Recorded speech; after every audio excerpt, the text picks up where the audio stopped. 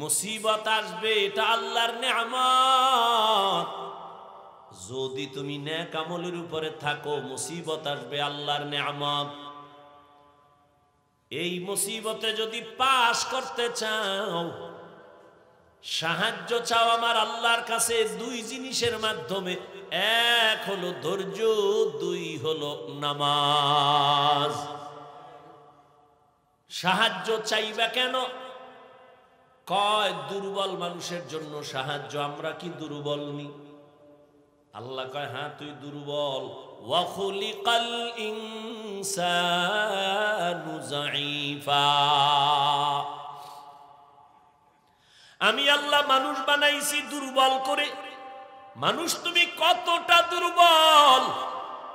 একটা ছাগলের বাচ্চা যখন দুনিয়াতে ভূমিষ্ঠ হয়, নজর করে দেখছো ডানে বামে কোনো সাহায্যকারী নাই। বকরি তার বাচ্চাটা প্রসব করা মাত্র 4 পায়ে বকরি সাথে সাথে দাঁড়ায় যায়, ঠিক নি? আর আমরা মানুষ কত দুর্বল! আম্মা জানের পেটে যখন প্রসব বেদনা, আম্মা জানের আওয়াজ আমার ঘরের বাহিরে যায় না, কিন্তু আমি যেদিন দুনিয়াতে আসব, আম্মা জানের কণ্ঠের আওয়াজ আর কান্নার আওয়াজে পাশের বাড়ির মানুষ ঘুমাইতে পারে নাই। আমার দাদি আর নানি আমার আম্মাকে সান্ত্বনা দিছে, কাঁদিও না, কিন্তু আম্মা জান কান্না করছেন আর বলছেন আমি মইরেই যাব। 7 আসমান আমার উপরে চাপানো। আমার দাদি আর নানিরে হঠাৎ করে আমার আম্মা কইছে তাড়াতাড়ি সরে যাও, মনে হয় বাঁচবো না, 7 আসমান আমার উপরে। এই সময় কত মা মরে যায়। তাড়াতাড়ি 1 মিনিটের জন্য আমার স্বামীকে আমার কাছে দাও, তোমরা বের হও। আব্বা জানের আইনা আম্মা জান আব্বার হাতটা ধরে কাঁদে আর কয় স্বামী, মা বাবার আদর চাইলে তোমার ঘরে আসছিল, মন ভইরা খেদমত করতে পারি নাই, দয়া করে আমারে মাফ করে দাও। আমি বাঁচবো না, আমার উপরে কোনো দাবি রাখবা না। আম্মা জানের কান্না দেখে বাবাও সহ্য করতে পারেন নাই। বাবা কান্না করে বলে বিবি ধৈর্য ধারণ করো। বাবা এই সান্ত্বনা দিয়ে গিয়ে যায় নামাজে কান্না শুরু করছে।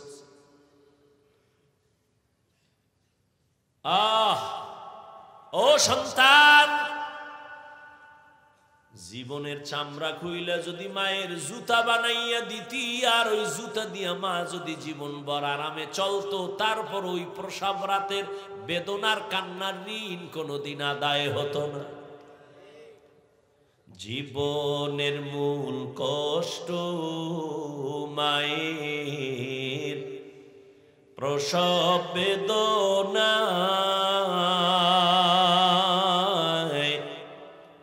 7 আসমান 7 জমিন তখন মায়েরই মাথায়। জীবনের মূল কষ্ট মায়ের প্রসব বেদনা, 7 আসমান 7 জমিন তখন মায়েরই মাথায়।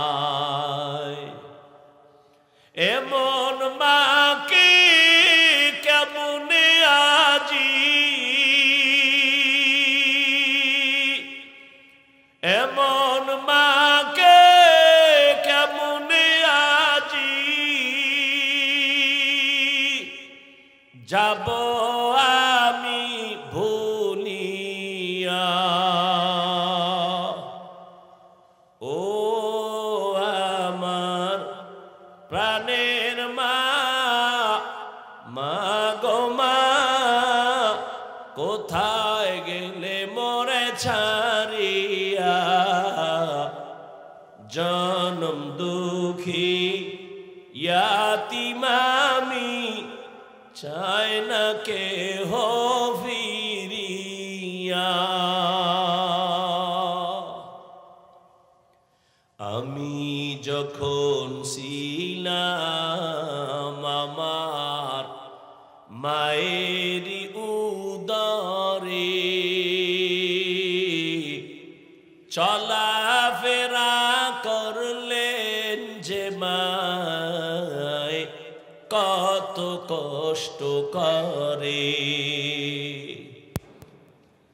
আমার সুন্দর মুখ দেখে মা,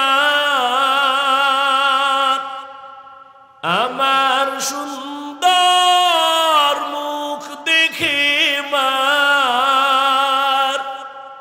ব্যথা যায় দে হাসাইয়া।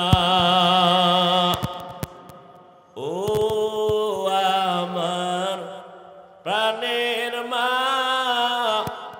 মা গো মা, কোথায় গেলে মরে ছাড়িয়া। জনম দুঃখী ইয়াতিম আমি, চায় না কেহ ফিরিয়া। আম্মাজান যখন বেহুশ হয়ে পড়ে গেলেন, আমি দুনিয়াতে আসব, আমার দাদি নানি আমাকে ধরলেন আর আমাকে পরিষ্কার করে।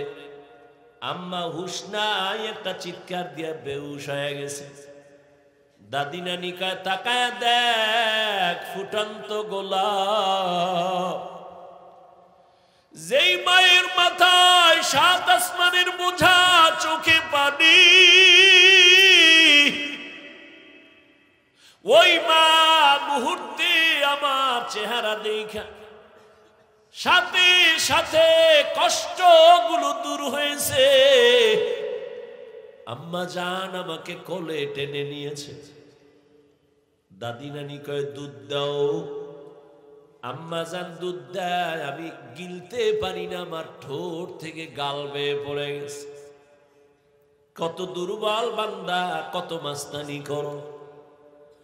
আর একটা ছাগলের বাচ্চার দিয়ে তাকাও, 4 পায়ে নিজে নিজে দাঁড়াইয়া, কেউরে দেখাইয়া দেওয়া লাগে না মায়ের ওলান কই, দুধ কই। বাচ্চা নিজে খুঁজা খুঁজা মায়ের ওলানে মুখ লাগাইছে। তাকায়া দেখে মায়ের উলানটা শক্ত, দুধ আসে না। আমার আব্বা জান যদি আমি দুধ না পাইতাম, ডাক্তারের কইতো ঔষধ দাও, বাচ্চা দুধ পায় না। কিন্তু বকরির বাচ্চাটা দুধ না পাওয়ার কারণে কোনো ডাক্তারের কাছে যায় নাই। আল্লাহ ওরে এমন ভাবে বানাইছেন, ওর পুরা মাথার মধ্যে কপালের অংশ বড় শক্ত। ও নিজে একটা ইঞ্জিনিয়ার হইয়া জন্ম নিছে। শক্ত ওলানটারে কেমনে নরম করলে দুধ আসবে, মাথার এই অগ্রভাগ দিয়া জোরে জোরে আঘাত করেছে। মায়ের ওলানে 2-3টা আঘাত করা মাত্র মায়ের ওলানটা দুর্বল হয়ে গেল, মুখ লাগাইল, দুধ আসলো, পেট ভরে গেল। একটা বকরির বাচ্চার কাছে মানুষ কত দুর্বল। আল্লাহ বলেন, জমিনে মানুষের মতো দুর্বল কোন প্রাণী আমি বানাই নাই। পিপিলিকার কাছেও দুর্বল, মশার কাছেও দুর্বল। মানুষের বানানো 2 টাকা দামের একটা বেলেটের কাছেও বড় দুর্বল। খানার বেলায় দুর্বল, ঘুমের বেলায় দুর্বল, মেধার বেলায় দুর্বল। সবাই এমবিবিএস ডাক্তার, এফসিপিএস এর সার্টিফিকেট নেওয়া, এফআরসিএস এর সার্টিফিকেট নেওয়া, কিন্তু এরপরও এক একজন আর একজনের কাছে কেমন দুর্বল। মেডিসিনের ডাক্তারের কাছে গিয়া যদি কই আমার গলায় আওয়াজ হয় না, কি করুম? কয় এই বিষয়ে আমি ডাক্তার না। কয় কি করুম? কয় নাক কান গলার কাছে যাও। নাক কান গলাওয়ালা আমার নাক কান গলা দেখবে, যদি বলি পেটে সমস্যা, আমি সরি পারবো না। দুনিয়াতে একে অন্যের কাছে মেধার বেলায় দুর্বল। দুনিয়ার মেধা, আখিরাতের লাইনে ধর্মের মেধায়ও সবাই দুর্বল। যে ব্যক্তি কোরআন পড়তে পারেন না, যে পড়তে পারে তার কাছে দুর্বল। যে কোরআনের শুধু রিডিং পারে, অর্থ জানে না, অর্থ জাননেওয়ালার কাছে দুর্বল। যে অর্থ জানে তাফসীর জানে না, তাফসীরওয়ালার কাছে অর্থ জাননেওয়ালা দুর্বল। একজনে অর্থ জানে তাফসীর জানে কিন্তু ফতুয়া দিতে পারে না, মুফতি সাহেবের কাছে তাফসীরওয়ালা দুর্বল। এক কথায় মানুষের মতো দুর্বল কোনো প্রাণী আল্লাহ বানান নাই। এই দুর্বল মানুষটা কেমনে যে আগাবো জান্নাতের পথে, বড় আমি অসহায়। আবার যেই রাস্তা দিয়ে হাইটা যাব ওই রাস্তাও বড় খারাপ। কয় দুনিয়ার বাজার বড় খারাপ, এই বাজারের মধ্যে দিয়েই জান্নাতে ঢোকা লাগবে। কয় বাজারও খারাপ, আমিও দুর্বল। কয় বাজার কেমন খারাপ? নবী বলেন দুনিয়াতে সব থেকে উত্তম জায়গা মসজিদ আর খারাপ জায়গা বাজার। বাথরুমের নবী খারাপ না কইয়া বাজারের খারাপ কেন বললেন? কয় বাথরুমে এমন অন্যায় হয় না, বাজারে গেলে যেই অন্যায় হয়। এজন্য বাজার খারাপ। কিন্তু কিছু মানুষের ঘুম ভাঙ্গে বাজারে, ঘুম আসে বাজারে। সারাদিন দোকানে বয়ে চায়ের দোকানে চাপাবাজি করবে আর ফাও চা খাইবে। এরকম চাপাবাজ আছে না? আওয়ামী লীগের একটারে ভাইলে ফার্ম দিয়া ফিরি 2 কাপ চা, ঠিক নি? বিএমপির একজনের ভাইয়া কয় আওয়ামী লীগ গেছে আর নূহ নবী কিয়ামত হইল আর আসবে না, তোমরা ধান লয়া খাড়ায় যাও। ফার্ম দাউন দিছে, কয় হুদা চা না এর রুডিও দে। খাইয়া লইয়া ফার্ম দিয়ে এরকম 13 কাপ চা খাইয়া লাইছে ভাও। আর একের কথা অন্যের লাগায় তুমুল ভাবে ঝগড়া, বাজারে আগুন। এজন্য নবী বলছেন বাজার বড় খারাপ আর মসজিদ বড় দামি। খারাপ জায়গায় খারাপ মানুষের আড্ডা, দামি জায়গায় দামি মানুষের আড্ডা। এর যুবক, দুনিয়াতে আমরা বড় দুর্বল। ঢাকা চিড়িয়াখানায় গিয়া দেখবা একটা বাঘের দৈনিক খানা 17 কেজি গোশত পারবে নি? গাজীপুরের কোন খাদক সাহেব 3 বেলায় 17 কেজি মারবে? আছে না? থাকলে কি হইব? ধাক্কা ধাক্কি চলে। ডাক্তার কইছে মিষ্টি খাবি না হারাম, হে গেছে মিলাদুন নবীর জেলাফি খাইতে মসজিদে, ঠিক নি? এক হাত দিয়ে 1 প্যাকেট লইয়া মানুষের ভিড়ে তল দিয়ে আর 1 হাত ঢুকাইয়া দিছে। পিছন দিক দিয়ে একজনে তাকায় দেখে ও 2টা টানে, আমি একটাও পাই না। ওর বগলের তলের ডাটাই না দৌড় দিছে। আর কি পেছন দিয়ে ধইরা মাইর। এবার 2 জনে ধাক্কা ধাক্কি করতে করতে যেই প্যাকেটটাও পাইছিল পায়ের তলে ভইরা ভর্তা। কতক্ষণ পর ধাক্কা ধাক্কি করে ঘামায় গেছে, তাকায় দেখে পিছেও কেউ নাই, মসজিদ খালি, আমরা 2 জন। কানে ধরে তওবা করে আর জীবনে মসজিদে আমু না। কেন? কয় প্যাকেট হয় নাই। খাওনের জন্য পাগল। কত পারবি? কয় 1 কেজি গরু খাওয়ার শক্তি নাই। কয় খাইলে কিন্তু বাথরুমের দরজা আগের থেকে খোলা রাখতে হয়, নিম্ন চাপ। অথচ ওই জমিনের মধ্যে বড় বড় সমুদ্রে নীল তিমি আছে। একটা নীল তিমির খাদ্য তালিকা প্রতিদিন 1000 কেজি চিংড়ি মাছ। কে খাওয়ায়? এই নিমক হারাম কপাল ভরা মানুষ কে খাওয়ায়? গর্তের পিপিলিকারে কে রিজিক দেয়? সত্য কথা স্বীকার করো। মশা মাছির খানা কে দেয়? জঙ্গলে হাজারো প্রাণী, ওদের খানা কে দেয়? উড়ন্ত পাখি শূন্যের মধ্যে ঘুরে ঘুরে পেট বইরা সন্ধ্যাবেলা বাসায় আইসা হাজির, নিজের পেটও ভরা, বাচ্চার খানাও নিয়ে আসলো। বলো উড়ন্ত পাখির রিজিক কে দিয়েছেন? নদীর মধ্যে সমুদ্রে হাজারো কোটি কোটি মাছ কে খানা দেয়? বলতে পারবেননি সাগরের মাছগুলো না খাইয়া কোনোদিন শুকায় গেছে? জঙ্গলের প্রাণীর খানা নিতে আপনাদের এই গাজীপুরে সকাল 8টায় আসছে, এলাকায় আসছে।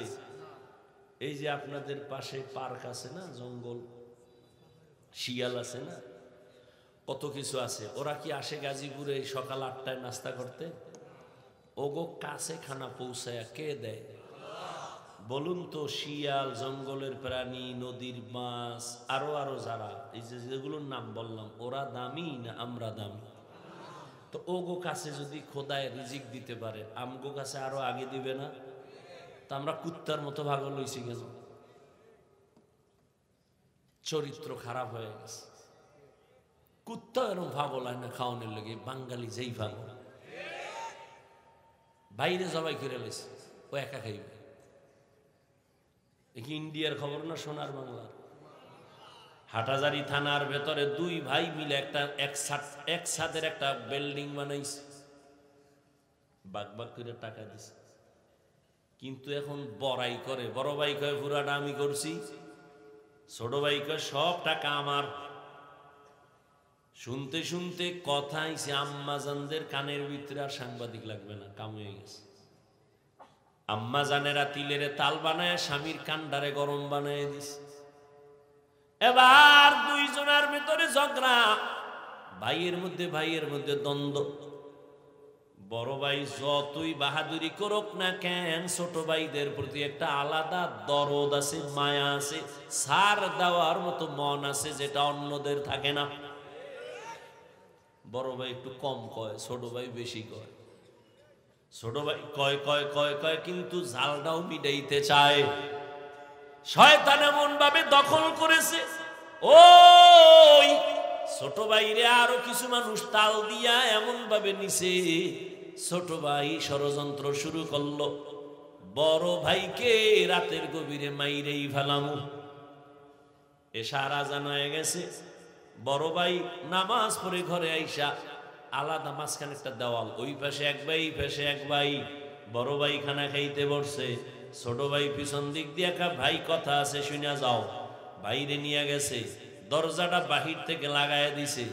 বড় ভাইয়ের বউ দরজাটাই না দেখে বন্ধ, বাহির থেকে লাগানো।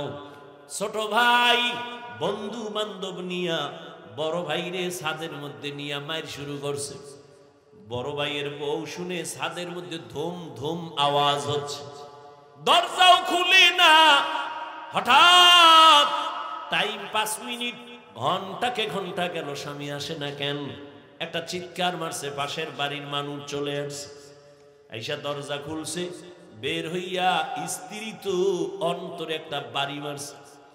হঠাৎ দেখে ভাই রক্তে পুরো ছাদ লাল হয়ে গেছে। ওই কথা রাখ, এই হলো দুনিয়া। খাইতে পারে আধা কেজি, দুনিয়া সব খাওয়ার জন্য কুত্তার মতো পাগল হয়ে গেছে। আল্লাহ কয় তোর শরীর ঠিক রাখার জন্য আমি আম দিছি, কাঁঠাল দিছি, আমি নিজে পাকাইয়া দিমু, 1 মাস অপেক্ষা কর। কয় না, আমার জিহ্বা কুত্তার থেকেও খারাপ, আমি এত ধৈর্য ধরতে পারি না। মার গাছের মধ্যে মেডিসিন মার, খোদায় ফাঁকাবার আগে আমি থাপড়ায় ফাঁকায় ফেলামু, একেবারে আল্লাহর আগে ফাঁকায় দিছে। খাইয়ে হইছে বাথরুম ফ্রি, রোড ফ্রি হয়ে গেছে। মানুষ কত নিমক হারাম, মাছ কত পিওর, মানুষ বানাইছে ভেজাল। ফল পিওর, মানুষ বানাইছে ভেজাল। হোটেলে খাবেন, আরে ভাই মানুষ টাকা দিয়ে খায় না, কথা বলেন না কেন? তা তুমি 2 নাম্বার তেল দিয়ে ভাজো কেন? 6 দিন আগের তেল দাও কেন? মানুষ তো টাকা দিচ্ছে, সমস্যা কি? তুমি 2 টাকা বাড়ায় নাও, মানুষকে ধোকা দাও কেন? ধোকা দিয়ে বাঁচতে পারছো? 10 বছরে যা কামাইছো 1 রাইতে সব আগুন লেগে শেষ। হে আল্লাহর মাই, আল্লাহ হেদায়েত দান করে। আমরা বড় দুর্বল। আবার যেই বাজার দিয়া জান্নাতে যাব, ওই বাজার বড় খারাপ। এরপর আবার 3 দল শয়তান আমার পেছনে টানে, যেন আগাইতে না পারি। মানুষ শয়তান, জিন শয়তান, নফস শয়তান। এমত অবস্থায় সাহায্য ছাড়া চলার কোনো রাস্তা নাই। এতক্ষণ আলোচনা কইরা এক প্রশ্নের জবাব দিলাম, এবার আবার প্রশ্নের জবাবটা আপনাদের থেকে নেই। প্রশ্ন কি ছিল? সাহায্য লাগবে কেন? এই কেনর জবাব এই মাত্র দিয়া মোটামুটি গুছাইছি। এবার আপনাদের অন্তর কি বলে? সাহায্য ছাড়া চলা যাবে। এবার প্রশ্ন দ্বিতীয়টা, সাহায্য লাগবে ফাইনাল, তবে কার থেকে নিব এ নিয়ে এখন পরামর্শ। আমি যদি জিগাই কার থেকে নিবেন, সবাই দুই হাতের সাথে ফাও দুইটা আলগি দিয়ে কইবা আল্লাহর থেকে নিব, কিন্তু এটা তাজা মিছা কথা। যদি মানুষ আসলেই আল্লাহর থেকে সাহায্য নিত, এই দেশে কোনো সুদী এনজিও থাকতো না। নিমক হারামের গোষ্ঠী গরিবের ৫,০০০ টাকা ধার দিবে না, নাই। আর যদি কয় সুদে লাগাবি, কয় ৫০ দিমু, ওরে সাথে সাথে জুতা মারা যাইতো।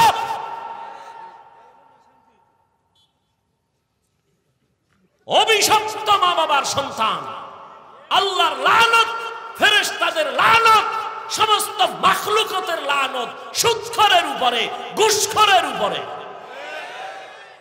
ওরা আল্লাহর দুনিয়ার বড় দুশমন, ওরা ডাকাত, ওরা জালেম,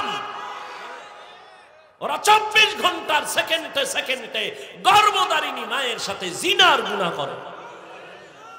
ওদের হজ কবুল হবে না, মাদ্রাসা বানাইলে সওয়াব নাই, মসজিদ বানাইলে সওয়াব নাই। ওরা যতবার মোনাজাত দিবে একটা মোনাজাত কবুল হবে না। আল্লাহ কয়, এই বেঈমান রেডি থাক, আমি আল্লাহ নিজে তোর সাথে যুদ্ধ করব। কোরআনের আয়াত সূরা বাকারা। তুই তোর মায়ের সাথে ২৪ ঘন্টা জিনার গুনাহ করবি, তোর সাইদা দেবো। এরকম সুদখোর নাই? গরিব না খায় মরে, ৫,০০০ টাকা ধার দিবে না, সুদে লাগাবি ৫০ দিন। এরপরে কিস্তি আদায় না করতে পারলে এবার জানাজার খাটের সামনে যায় খারাইছে, কিস্তি না দিয়া লাশ কবরে নিবি না।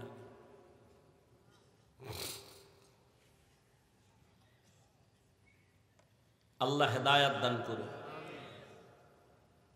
বয়ান তো হচ্ছে, কাজে লাগে না কেন? শিয়ালের রাতে মুরগি। আল্লাহ হেদায়াত দান করে। কষ্ট হইতেছে?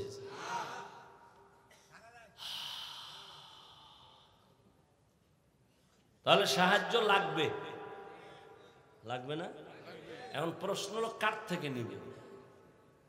এই তালে তালে মিলে কেউন আল্লাহরে না, আপনার আল্লাহ বিবেক দিছে, বিবেকরে জিজ্ঞান আসলে কার থেকে নেওয়া যায়। সেক্ষেত্রে অল্প কথায় আমি দোয়ার দিকে যাচ্ছি, খুব সংক্ষেপে বুঝাচ্ছি। ৩টা দুর্বলতা যার নাই তার কাছে সাহায্য চাওয়া জায়েজ। যার মধ্যে কয়টা দুর্বলতা নাই? ৩টা। ১, যার পিছনে টান নাই। ২, যার অভাব নাই। ৩, যার কোনো স্বার্থ নেই। এবার দুনিয়াতে একটা মানুষ, এই উঠো কেন, শেষ সময় মোনাজাতটা দিমু আর ৫-১০ মিনিটের মধ্যেই, ডিস্টার্ব করো না বাবা। কি আর ১০ মিনিট ধৈর্য হবে না? বয়ান চলে ধৈর্যের। যার পেছনে টান নাই, দেখেন তো দুনিয়াতে এমন একটা মানুষ পাবেননি যার পেছনে টান নাই? আছে? পৃথিবীতে একটা মানুষও নাই। ও যত সামনে আগাইতে চায়, ম্যাডাম কয় দেও, আম্মা কয় দেও, বাবায় কয় দাও, ছেলে কয় দাও, মেয়ে কয় দাও, দেও দাও দাও দাও, দিতে দিতে আমি সামনে আগাইতে পারি না, পেছনে টান। জমিনে এমন একটা মানুষ নাই যার পেছনে টান নাই। বুঝেন, বাংলা বুঝেন। ২ নম্বরে যার অভাব নাই, বলেন এই জমিনে কোন পীর সাহেবের অভাব নাই? কথা বলেন না। আছে কোন পীর? মিয়া পীর সাহেব মুরিদেরটা খাইয়া অট্টালিকা বানাইছে, স্বর্ণমহল। এখন মুরিদের কয় এর একটা ফ্ল্যাট নিলে জান্নাত রেডি। আমি বানায় কই না, যাই না হই না, দলিল সহ কই। তা আমার এত কিছু দরকার নাই, হালকা বলছি কেন? হেদায়েতের নিয়তে বয়ান করছি, আমার কাউরে আঘাত করা উদ্দেশ্য না। জমিনে এমন একটা মানুষ নাই যার অভাব নাই, বরং আমি বলি যে যত টাকাওয়ালা তার অভাব তত বেশি। দুনিয়ার টাকা যার বেশি তার অভাব বেশি। রিক্সাওয়ালা রিক্সায় যাইতেছে, নষ্ট হয়ে গেছে, 1.5 কিলোমিটার হাইটা গিয়া চাউল মাথায় লইয়া ঘরে, বড় লোক পঙ্গু। বাজারও গাড়িতে বইছে, ড্রাইভার কয় স্যার পাওয়ার নাই, গাড়ি এখন কি করুম, হসপিটালে নেওয়া লাগবে, দূর কত, কয় 10 কিলো। বড় লোক সামনেও যেতে পারবে না, পেছনেও যেতে পারবে না। বড় লোক 5 তলা সুন্দর বিল্ডিং, সুন্দর রাখে, কাজের লোকেরা গরিব। ওরা যদি বাথরুম পরিষ্কার করে না দেয়, টাইলস মোজাইক যদি পরিষ্কার করে না দেয়, বড় লোকের 5 তলা বিল্ডিং 1 সপ্তাহে গরুর গোয়াল ঘর হয়ে যাবে। খানাটাও ফাঁকায় দেয় কাজের মানুষ। এমন সান কপাল, আপন বউয়ের হাতের পাক কপালে নাই, কারণ চৌধুরী বংশের মাইয়া তো। এ আগুনের কাছে গেলে চেহারা ঝলসে যাবে। এটা বিউটি পার্লার থেকে ডেলি সাজগুজ করে আসে। আবার যাও একটু অর্ডার দিব, ওই যে খাইছে যৌতুক, অর্ডার দেওয়ার উপায় নেই। বুঝেননি কিছু? তা কে পাকায় খাওয়াইব? কাজের মাইয়া, যেটা ঠিক মতো এস্তেঞ্জা থেকে পরিচ্ছন্ন হয় না। অথচ মানুষের ইবাদত কবুলিয়তের 1 নাম্বার শর্ত পবিত্র রিজিক পেটে আসতে হবে, না হয় ইবাদত কবুল হবে না। কয়জনের বউ রান্না করে স্বামীরে খাওয়ায়, এটাও তো কফাল। এটাও কি কফাল? যেই ঘরের বউ সংসারের কাজ করে, আল্লাহর কসম ওই সংসার দিন দিন উজ্জ্বল হবে, রিজিক বাড়বে, মোহাব্বত বাড়বে, আদর্শ সন্তান ওই সংসারে আসবে। আর সুদের টাকা খাইয়ে যদি সংসার চালায়, ওই ঘরের সন্তান কোনোদিন মা বাবার খেদমত করবে না। ওই বাবার উপরে ধিক্কা, যেই বাবা নিজেও হারাম খায়, অবশ শিশুটার রক্তটারেও হারাম খাওয়াইয়া নাপাক বানায়, ও বাবার কপালে ধিক্কা। আল্লাহ হেদায়েত দান করুন। দুনিয়াতে অভাব ছাড়া কোনো মানুষ নাই। 3টা দুর্বলতা যার নাই, তার কাছ থেকে সাহায্য নাও। 1 নম্বরে যার পিছনে টান নাই, 2 নম্বরে যার অভাব নাই, 3 নম্বরে যার স্বার্থ নাই। বলেন এই দুনিয়ায় স্বার্থ ছাড়া কেউ আসেনি? কথা বল। হ্যাঁ, আমি 2 জন পাইছি, কিন্তু গ্যারান্টি নেই। একজন পাইছি আমার আম্মা জান, আর একজন আমার আব্বা জান, কিন্তু সোনার বাংলায় গ্যারান্টি দিতে পারি না। কেন? স্বার্থের টানে মা বাবা সন্তানের জবাই করে। এই প্রমাণ নাই? ভালো করে বুঝো, আপন বাবা আপন মাইয়াটারে হোটেলের মধ্যে রাতে ঢুকাইয়া বাবায় নিজে মেয়েটারে কয়, তুই আজকে রাত্রের জন্য স্ত্রীর সমান। ঘুমাইতেছেন, মোনাজাত দিয়েই ফেলাম, 2 মিনিট যে কমুয়াও কইতাম না, কপাল খব আউলে যেতেছে। কোন দেশে আসো চিন্তা করো। মাইয়ারে হোটেলে ঢুকাই আপন বাবায় কয় আজকে রাতের জন্য তুই স্ত্রী। নাউজুবিল্লাহ আসে না? আল্লাহ হেদায়েত দান করুন। তাহলে বুঝতে পারলাম দুনিয়াতে অভাব ছাড়া কোনো মানুষ নাই, পিছু টান ছাড়া মানুষ নাই, স্বার্থ ছাড়া কোনো মানুষ। তাহলে এই 3 দুর্বলতা যার আছে, সে আমার চাইলেও দিবে না, দিবে না। কারণ ওর পিছনে টান, মাইয়া ভোলারে দিয়া থাকলে দিবে। দ্বিতীয়, নিজের অভাব পূরণ হইলে দিবে। তৃতীয়, স্বার্থ ছাড়া দিবে না। কি? কিন্তু এই 3টা দুর্বলতা নাই, একজন খুঁজা পাওয়া গেল, তিনি হলেন আমার রব। কে? ইয়া আইয়ুহান নাস আনতুমুল ফুকারাউ ইলাল্লাহ ওয়াল্লাহু হুয়াল গানিয়্যুল হামিদ।